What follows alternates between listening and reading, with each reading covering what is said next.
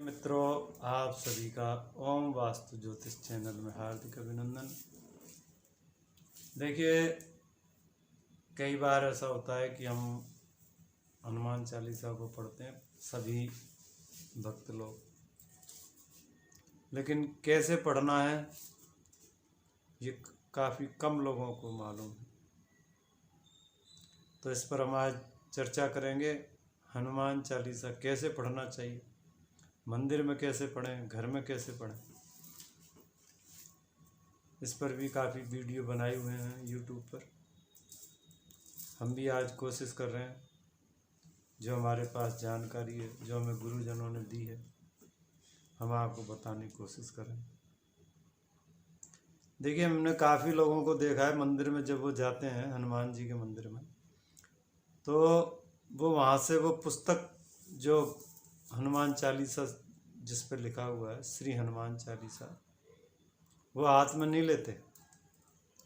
वो अपने आप को ये समझते हैं कि छोटी सी पुस्तक है हनुमान चालीसा, तो मुझे याद है, तो श्री गुरुचरण सरोज। अरे भाई रुको, तसल्ली रखो। आप इसको एक तो छोटी पुस्तक के रूप में ना देखें, ये छोटी पुस्तक है, मुझे याद है। इसमें लिखा हुआ है, जो यह पढ़े हनुमान चालीसा होए सिद्ध साखी गौरी सा। पढ़ने का मतलब कि हम इस पुस्तक को, ये ग्रंथ है, वैसे तो काफ़ी लोग इसको कोई छोटी मोटी किताब के रूप में समझता है। छोटी मोटी किताब नहीं है, इसमें बहुत कुछ लिखा हुआ है। श्री हनुमान जी की बड़ी इसमें ऐसी ऐसी शक्तियों के बारे में वर्णन किया हुआ है कि हम हनुमान चालीसा के ऊपर अगर वर्णन करें तो मुझे लग रहा है कई कई महीने हो जाएंगे, हम इनका वर्णन आपको नहीं दिखा पाएंगे, यूट्यूब पर नहीं बता पाएंगे। बहुत महिमा लिखी हुई है श्री हनुमान जी महाराज की, इसमें बड़ा आशीर्वाद है उनका। एक एक श्लोक, एक एक शब्द में अगर आप देखेंगे तो उनकी जो भी घटनाएं हैं, हमारे जो जीवन में घटना जो भी घटती हैं, हम उसको बड़ी आसानी से इसके द्वारा वो दुख दूर कर सकते हैं। तो पहले तो आप ये न सोचें कि छोटी सी पुस्तक है तो इसको हाथ में लेने से हमें ऐसा अनुभव होगा कि जैसे हम किताब पढ़ रहे हैं, तो हमें तो ये याद है। याद हो चाहे आपको कितना भी, लेकिन आपको पुस्तक माथे से लगाएं, श्री गजानन जी का ध्यान लें। अगर आप हनुमान जी के मंदिर में आप इसको पढ़ते हैं तो उसकी विधि है कि आप पहले एक दीपक लगाएं देसी घी का, जिसमें बत्ती हो, कम से कम 1-1.5-1.25 घंटे तो कम से कम वो दीपक प्रज्वलित हो। अपना नाम, अपना गोत्र बोलकर श्री हनुमान जी महाराज के चरणों का ध्यान करके, और उस किताब को, जो पुस्तक है, उसको आप माथे पर लगाएं और बालाजी से कहें, हे बालाजी महाराज, मैं तुच्छ प्राणी आपके चरणों में नमन करता हूँ, और इस पुस्तक को बारंबार, जो यह पढ़े हनुमान चालीसा होए सिद्ध साखी गौरी सा। इसमें कई कई ऐसे श्लोक लिखे हुए हैं जिनका हम वर्णन करते हैं तो उसके अनेकों अनेकों ऐसे अर्थ बनते हैं जिनसे हम हमारी समस्याओं को सुलझा सकते हैं।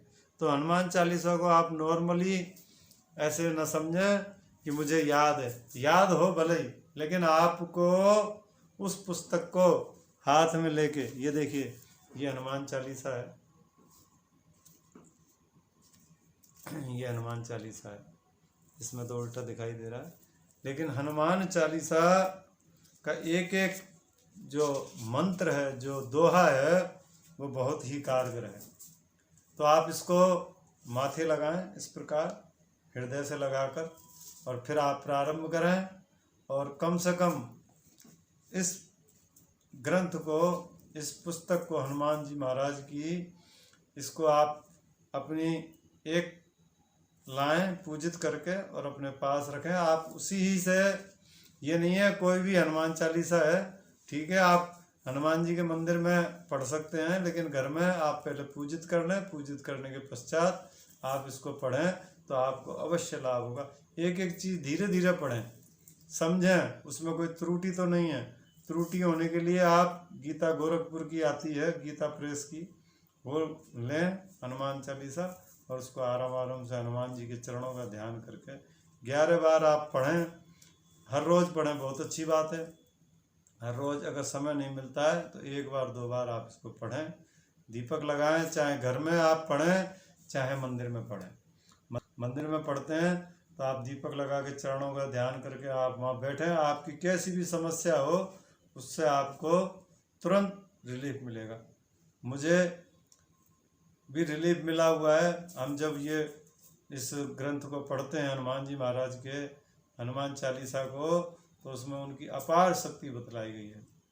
तो मेरा सिर्फ निवेदन ये है वीडियो बनाने का कि आप इसको छोटी मोटी किताब या पुस्तक ना मान करके इसको हनुमान जी का प्रसाद मान करके और आप इसको पढ़ें। श्री गुरु चरण सरोज रज निज मन मुकुर सुधार, और वरनहु रघुवर विमल जसु जो दायक फल चार।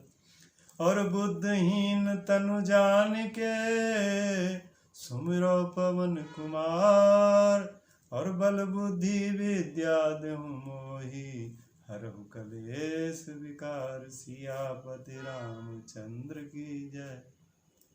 आप देखिए हनुमान जी महाराज के आप चरणों का ध्यान करके जब आप बोलेंगे तो आपको आनंद आएगा। मुझे नहीं लगता है कि आपकी कैसी भी समस्या हो हनुमान जी महाराज दूर न कर सके, क्योंकि हनुमान जी महाराज के पास अष्ट सिद्ध नवनिधि के दाता थे वो, और अजर अमर हैं, आज भी वो अमर हैं। तो उनके पास ऐसी ऐसी शक्तियाँ हैं, उनको याद दिलाना पड़ता है कि आपके अंदर महाराज ये गुण हैं, तो आप हमारे ये छोटे मोटे कष्ट तो आप ऐसे ही दूर कर दोगे।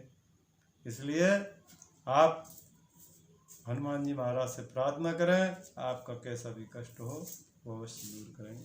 चलिए इस वीडियो हम यहीं समाप्त करते हैं, और अच्छा लगता है तो शेयर करें, सब्सक्राइब करें। धन्यवाद।